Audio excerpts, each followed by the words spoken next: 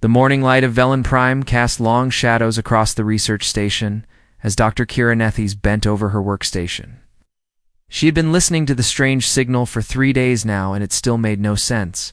Did the transmission came from somewhere far beyond their galaxy, repeating the same pattern over and over again?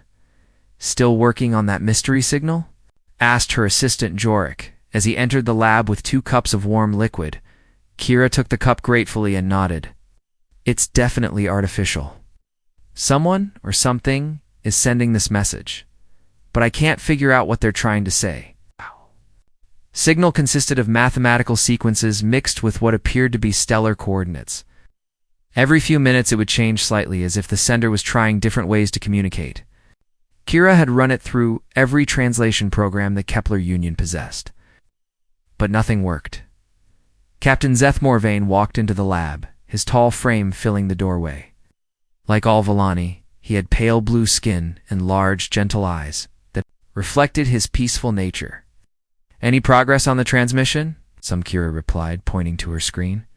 I've managed to locate the source. It's coming from a system they call Sol in a distant galaxy. The signal seems to be asking for help. Zeth's expression grew serious. The Kepler Union had built their entire civilization on helping others. For over 1,000 years, their people had lived in peace, sharing resources and knowledge with anyone who needed it. The idea that someone was calling for help and being ignored troubled him deeply. Have you informed the council? Zeth asked. Not yet. I wanted to be sure first. But Captain, this signal has been broadcasting for what looks like decades. If someone needs help, we might be their only hope. Zeth studied the data on Kira's screen. The mathematical patterns were simple enough that any spacefaring species could understand them. Whoever sent this message had designed it to be universal. It suggested they were desperate to communicate with anyone who might listen. I'll take this to the council today, Zeth decided. If there's even a chance that someone needs our help, we have to respond. The council chambers of Velen Prime were filled with representatives from all 7 species of the Kepler Union. The Vellani sat alongside the insect-like Thresh, the floating energy beings called Lumens, and 4 other peaceful races. They had formed their union based on mutual aid and protection, though they had never needed protection from anything more dangerous than natural disasters. Elder Maureen of the Vellani spoke first. Captain Morvain brings us an interesting situation. A distress signal from beyond our galaxy. Council members whispered among themselves. Contact with species outside their galaxy was rare. Most civilizations stayed within their own stellar neighborhoods, and the Kepler Union had always respected that boundary. What do we know about these people? Asked Counselor Vex of the Thresh, her antenna twitching with curiosity. Very little, Zeth admitted. The signal appears to be automated, possibly from a damaged ship or station. They call their system Sol and seem to have at least basic mathematics and astronomy. The signal has been broadcasting for approximately 40 Earth years, Kira added, having joined the council session to present her findings. Based on the power requirements, whoever sent it has significant technological capabilities. Elder Marine nodded slowly. And you believe they are asking for help? The pattern suggests distress, Kira confirmed. Mathematical sequences that could represent damage reports followed by coordinate data. It's exactly what we would send if we were stranded and hoping for rescue. The council debated for hours. Some members worried about the risks of traveling so far from home. Others questioned whether they had the right to interfere in the affairs of another galaxy. But in the end, their nature won out. We cannot ignore a call for help, Elder Morin declared. It goes against everything we believe in, Captain Morvain. You will take the peaceful dawn and respond to this signal. Provide whatever assistance you can. Zeth felt a mix of excitement and nervousness. The Peaceful Dawn was their most advanced exploration vessel, equipped with the latest translation technology and medical facilities. If anyone could help these strangers, it would be his crew.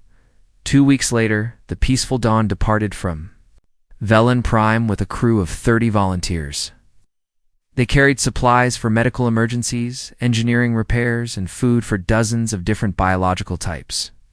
Kira had spent every waking hour refining their translation programs, preparing for first contact with an unknown species. How long until we reach the Sol system? Zeth asked his navigator, Ensign Taller. At maximum speed, approximately 6 months, Tala replied. The signal's origin point is at the edge of what they appear to call their solar system. Seth settled into his captain's chair and looked out at the stars streaming past their ship. Somewhere out there, people were waiting for help. The Kepler Union had never failed to answer a call for assistance. And he wasn't about to start now. As the days passed, Kira continued working on the signal. She noticed that it had evolved over the decades, incorporating new mathematical concepts and coordinate systems. This suggested that whoever sent it was still alive and actively maintaining the transmission. Captain, she said one day, I think we might be dealing with a fairly advanced civilization. The signal shows signs of technological improvement over time. That's good news, Seth replied. Advanced civilizations are usually easier to communicate with. What none of them realized was that the signal they had intercepted was not a distress call at all. It was the automated emergency beacon of an old Earth probe, damaged during a routine mission in broadcasting. Standard protocols that included system coordinates and basic mathematical constants. The improvement Kira had noticed was simply the probe's computer updating its calculations as it drifted through space. The real surprise was waiting for them at the edge of the Sol system, where humanity had built the most powerful military force their galaxy had ever seen. 6 months after leaving their home galaxy, the peaceful dawn finally reached the edge of the Sol system. Captain Zeth Morvain stood on the bridge, watching the sensor displays with growing confusion. What he saw made no sense at all. Kira Art, you sure we have the right location? He asked his chief linguist. Positive, Captain. The signal is definitely coming from this system. But ... double quotes. She paused, staring at her readings. I'm detecting massive energy signatures everywhere. This doesn't look like a civilization in distress. The Sol system was filled with activity. Orbital stations surrounded every major planet. Ships moved back and forth along established trade routes. Most surprising of all, there were 12 enormous vessels conducting what appeared to be military exercises near the 9th planet. Captain, called out Ensign Talar from the navigation station, one of those large ships is changing course toward us. They've detected our presence. Aboard the EDF battleship Iron Wolf, Commander Jake Turner was having his morning coffee. The proximity alarms started screaming. He rushed to the bridge where his crew was already at their stations. Report, Jake ordered, settling into his command chair. Unknown vessel just appeared at the system edge, sir, replied Lieutenant Sam Garcia from the sensor station. It's unlike anything in our databases. Definitely not human technology. Jake felt his heart rate increase. This was the moment humanity had been preparing for since they first reached the stars. First contact with an alien species. He activated the fleet communication system. All ships, this is Iron Wolf Actual. We have a confirmed alien contact. Maintain defensive positions and await orders. Admiral Lisa Grant's voice came through the communication system from her flagship, the Steel Hammer. I want you to take point on this. Follow first contact protocols exactly. Don't know if they're friendly or hostile. Understood, Admiral. Jake ordered his ship to approach the alien vessel slowly, with weapons powered but not aimed directly at the newcomers. The alien ship was smaller than the Iron Wolf, but seemed to be built for exploration rather than warfare. It had a smooth, curved design that looked almost organic. Sir, they're trying to communicate, reported Communications Officer Linda Hayes. Multiple frequencies, mathematical sequences, and what might be language patterns. Patch me through. To Dr. Martinez, Jake ordered. Dr. Paul Martinez was the fleet's expert on alien contact scenarios. He had spent years studying how humans might communicate with species that had completely different ways of thinking. Now, he would get to test his theories in real life. Doctor, we need you on the bridge immediately, Jake said over the intercom. Paul arrived within minutes, carrying his portable translation computer and looking both excited and nervous. Commander, this is incredible. They're using the same mathematical patterns we detected in that old probe signal from 40 years ago. You mean they're the ones who sent the distress call? It appears so. But sir, I'm not detecting any signs of distress from their ship. Their power systems are stable, life support is normal, and they seem to be in perfect condition. Jake frowned. Then why did they send a distress signal for 4 decades? On the peaceful dawn, Captain Zeth was equally confused. The humans had responded to their communication attempts, but something felt wrong. The large human ships were clearly military. Vessels armed with weapons that could destroy planets. Their formation was aggressive and suspicious. Captain Kira said, looking up from her translation work, "I'm starting to get some basic communication established. They use a variety of languages, but their computers are helping with translation. What are they saying?" They keep asking. "About our intentions and whether we're hostile?" They seem very concerned about being attacked. Zeth was puzzled, but they're the ones who called for help. Why would they think we're hostile? The translation breakthrough came when Dr. Martinez realized that both species use similar mathematical concepts. Within an hour, they had established basic communication protocols. The first real conversation between humans and aliens was about to begin. "This is Commander Jake Turner of the Earth Defense Force," Jake said slowly, knowing that every word was being recorded for history. "We welcome you to the Sol System. State your purpose and intentions." "This is Captain Zeth Morvain of the Kepler Union vessel Peaceful Dawn," came the translated reply. "We received your distress signal and have traveled far to offer assistance. What emergency do you face?" There was a long silence on both sides as the translation computers worked. Then Jake spoke again, his voice filled with confusion. "We sent no distress signal. Our civilization is not in any emergency. We are conducting routine military exercises." Now it was Zeth's turn to be confused. "But we have been receiving your signal for months. Mathematical sequences and coordinates clearly asking for help." Dr. Martinez suddenly understood what had happened. He quickly accessed the old records from Earth's early space exploration program. "Commander, I think I know. What happened?" 43 years ago, we lost contact with the probe Explorer 7. It was damaged by an asteroid and began broadcasting emergency protocols. "You mean their entire rescue mission is based on a broken probe?" Jake asked. "It appears so, sir." Realization hit both sides at the same time. The Kepler Union had spent months traveling across space to help people who didn't need help. The humans had just made first contact with aliens who came looking for people in distress and instead found the most heavily armed star system in their galaxy.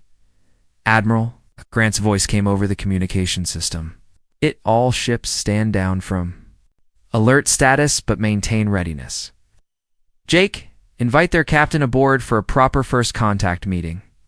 "Captain Morvain," Jake said into the communication system.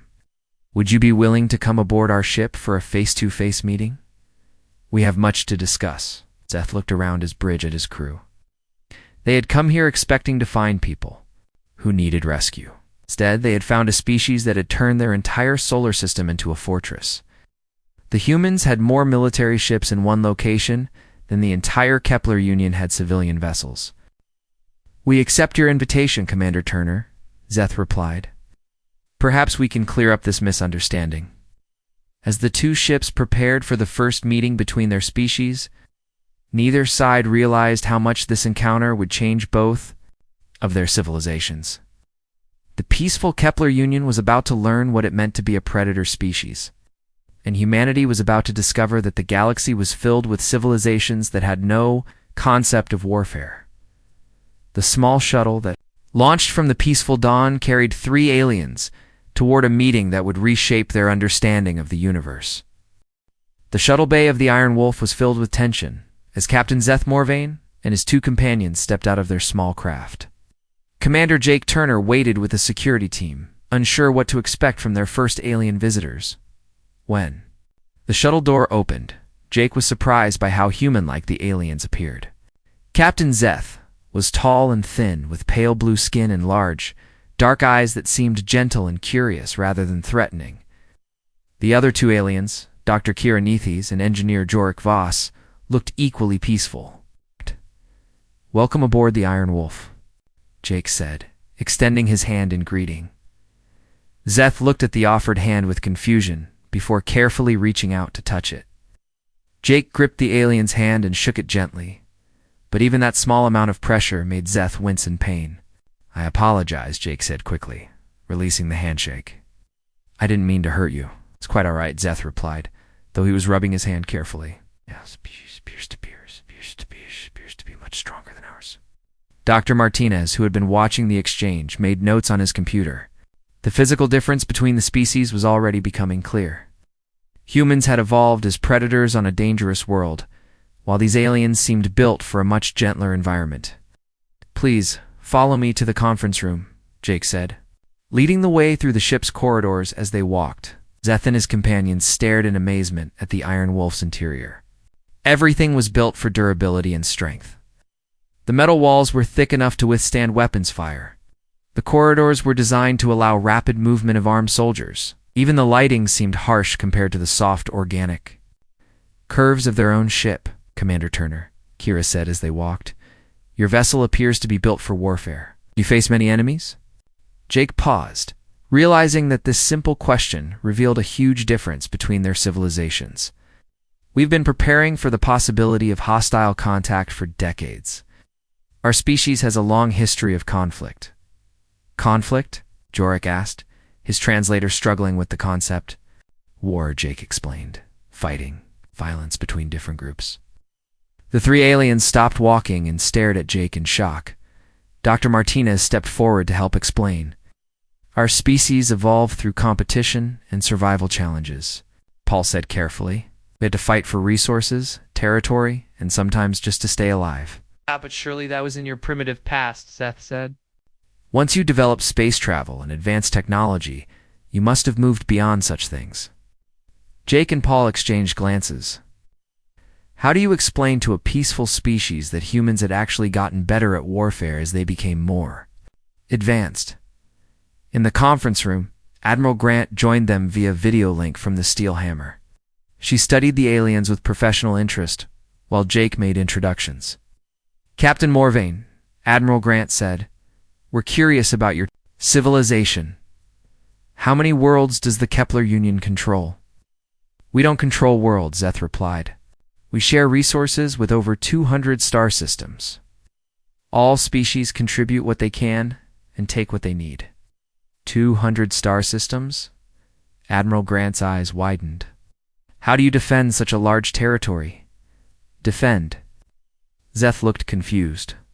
Again, why would we need to defend anything? It's from hostile species, pirates, conquerors, other civilizations that might want to take your resources. The three aliens looked at each other with expressions of complete bewilderment. Finally, Kira spoke up. Admiral Grant, we have never encountered a hostile species. In our galaxy, all civilizations work together for mutual benefit. The concept of taking resources from others by force is unknown to us. It was the humans' turn to be shocked. Paul leaned forward in his chair. You're saying that in 200 star systems across multiple species, you've never had a war? Never, Zeth confirmed. We resolve disagreements through discussion and compromise. Violence is not part of our nature. Jake felt a chill run down his spine. These aliens had been broadcasting their location openly across the galaxy for centuries. They had no weapons, no military, and no concept of defense. Any aggressive species could wipe them out completely. Captain Morvain, Jake said carefully. How do you handle criminals, people who break your laws? We counsel them and help them understand why their actions were harmful. Most antisocial behavior comes from unmet needs or misunderstandings. And if counseling doesn't work, Zeth thought for a moment, I suppose we would ask them to live apart from others until they could learn to cooperate. But violent crime is extremely rare. Our species simply don't think that way. Admiral Grant spoke from the screen. Captain, I need to ask you something important. Have you ever encountered a species that wanted to hurt you, to take your worlds, or harm your people? No. Admiral, why would anyone want to do such things? The humans sat in stunned silence. These aliens lived in a part of the galaxy where every species was peaceful and cooperative. They had no idea that the universe contained creatures that viewed other civilizations as prey. Major Carl Price, who had been quietly observing the meeting, decided to demonstrate something. He picked up a metal stylus from the table and bent it in half with his bare hands. The aliens gasped in shock. Jorik pointed at the bent metal with a trembling finger. How did you do that? Humans are quite strong, Carl said simply. We evolved on a world with heavy gravity and dangerous predators. Our bodies had to be tough to survive. Dangerous predators? Kira whispered. Large carnivores that hunted and ate other animals, Paul explained, including early humans. Had to become better hunters than they were, or we would have gone extinct. Zeth stood up abruptly, his face pale with shock. You're saying your species evolved by killing other creatures for food? Yes, Jake confirmed. Most of our food still comes from animals, though we've developed more efficient ways to raise them. The alien captain sat down heavily, struggling to process this information. The species had evolved on a peaceful world where all life forms coexisted in harmony. The idea of killing other creatures for survival was as foreign to them as their peaceful nature was to humans. Captain Morvain, Admiral Grant said gently, I think we need to continue this conversation. There are things about the galaxy that your people should know, things that might be important for your survival. Zeth looked up at the human admiral with his large, frightened eyes. What kinds of things? The kind of things that might explain why we built ships like these, Grant replied, gesturing to indicate the massive warship around them as the cultural exchange continued. Both species began to realize that this first contact would change everything they thought they knew about the universe. The peaceful Kepler Union was about to learn that not all species shared their gentle nature. And humanity was about to discover that they might be the most dangerous civilization their galaxy had ever encountered. The cultural exchange between humans and the Kepler Union had been continuing for 3 days when Lieutenant Sam Garcia noticed something troubling on his long-range sensors. He was monitoring space around the Sol system when new contacts appeared. At the edge of his detection range, Commander Turner Sam called out from his station, I'm picking up multiple large objects approaching from the direction of the Kepler Union's home galaxy. Jake looked up from the report he was writing about the aliens. How many objects? At least 50, sir. Possibly more. There's still 2. Far away to get clear readings, but they're definitely artificial and moving in formation. Jake felt his stomach tighten. Are they Kepler Union ships? I don't think so, sir. The energy signatures are completely different from the peaceful dawn. In the conference room down the hall, Captain Zeth was explaining to Dr. Martinez how his people had never developed weapons technology when his personal communicator started beeping urgently. The sound was one he had never heard before. The emergency alert from his home world? Excuse me, Zeth said, activating the device. His face went pale as he listened to the message. Captain, what's wrong? Paul asked, noticing the alien's distressed expression. It's from our home world, Zeth said, his voice shaking. They're reporting unknown ships approaching our outer colonies. Large vessels that don't respond to communication attempts. Jake entered the conference room at that moment. Captain Morvain, we're detecting ships heading toward your territory as well. About 50 large vessels, 50 ships. Zeth stood up quickly. That's more ships than some of our worlds have ever seen at one time. Who could they be? The answer came from Kira, who had been monitoring communications from Kepler Union space. Captain, I'm receiving more reports.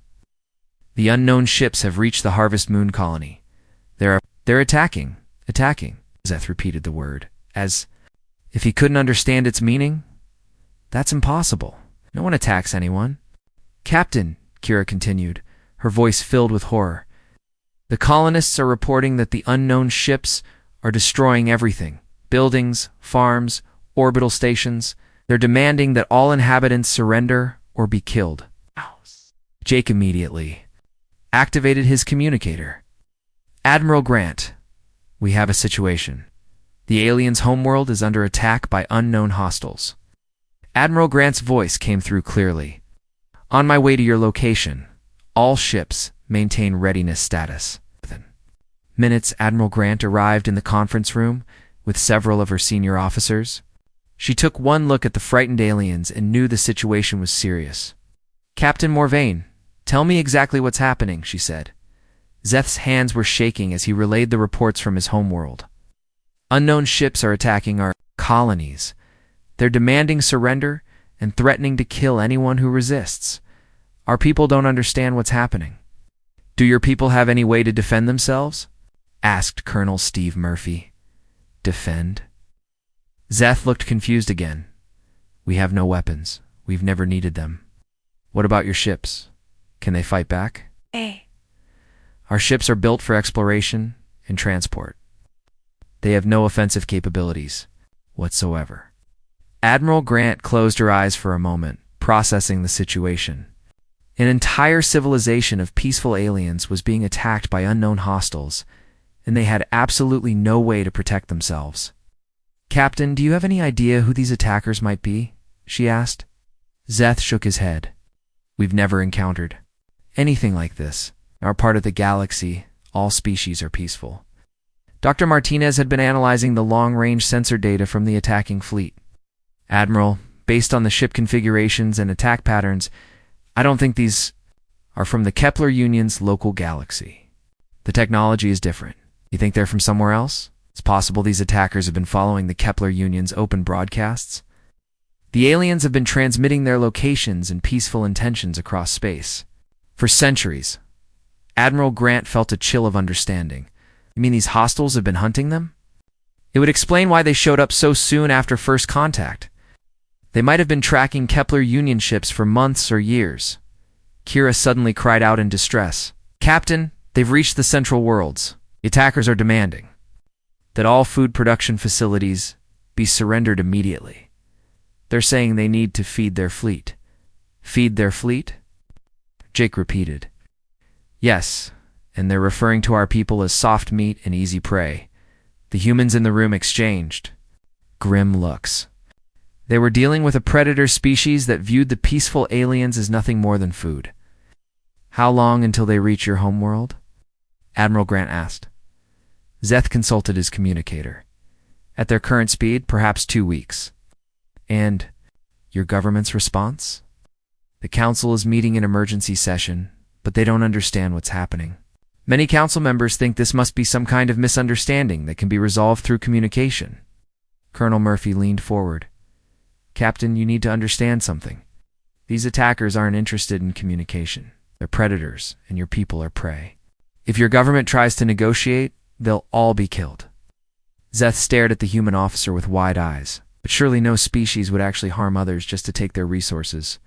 That's not possible. I'm afraid it is possible, Admiral, Grant said quietly. Captain, based on what we've learned about your civilization, your people have no chance against these attackers. They'll be wiped out completely. The room fell silent, except for the continued urgent beeping of alien communicators. Receiving more distress calls. Zeth slumped in his chair, overwhelmed by the reality of the situation. What can we do? He whispered. Admiral Grant looked at her officers. Jake knew what she was thinking. The humans had no formal alliance with the Kepler Union. Getting involved would mean risking human lives for aliens they had just met. But it would also mean standing by while an entire peaceful civilization was destroyed. We have a decision to make, Admiral Grant said. These attackers have found a completely defenseless target. If we don't intervene, millions of innocent beings will die. Admiral Colonel Murphy said, We don't know anything about these hostiles. They might be too powerful for us to handle.